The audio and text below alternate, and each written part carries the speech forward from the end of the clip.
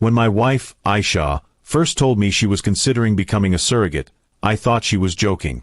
But when she added that the couple in question was none other than her wealthy boss and his wife, the seriousness of it hit me like a brick.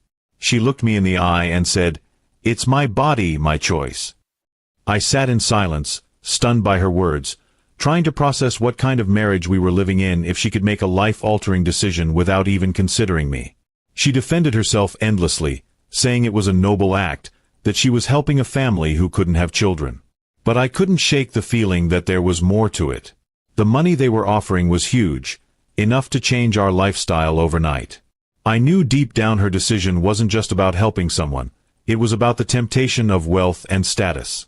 The weeks that followed were a nightmare. I watched as she went to countless doctor appointments, often accompanied by her boss's wife, while I stayed home feeling like an outsider in my own marriage. Every time she came home, she talked about how kind and generous her boss was, how grateful his wife was. The more she spoke of them, the more it felt like she was living in their world and leaving me behind in mine. I began noticing changes in her behavior. She dressed better, carried herself differently, and even seemed to glow in ways I hadn't seen before. She claimed it was just the hormones and the attention she was getting from the clinic, but I could see it clearly. She was enjoying the luxury, the treatment, and most of all, the closeness with her boss's family. It felt like she had become part of them, while I was nothing but a bystander. One evening, I asked her bluntly, "Do you even realize what this is doing to us?" She brushed me off with a cold laugh, saying, "You're overreacting. You should be proud of me." Proud? How could I be proud of a wife who carried another man's child, flaunting the situation like a prize? As time passed, my resentment grew. I stopped trying to argue. Instead, I quietly made my own plans.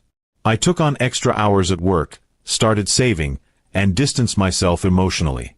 I knew that once this child was born, things would never be the same between us. She thought she was securing a future for us with the money, but she didn't see the cracks she was carving into our marriage. The day of delivery came, and her boss and his wife were there every step of the way. They celebrated like it was the best day of their lives, while I stood in the corner, watching my wife hand over a baby that was never ours. She looked proud, glowing with accomplishment. I looked at her and felt nothing but cold emptiness. After the handover, her boss hugged her, thanked her endlessly, and even promised her future favors. That was the final straw. That night, while she slept, I packed my bags. I left her a note. "You chose them over us. You chose money over marriage. I hope it was worth it." When she woke up the next morning and saw me gone, she called again and again, but I didn't answer. I had already moved to a small apartment and was determined to rebuild my life without her. She had made her choice, and now I was making mine.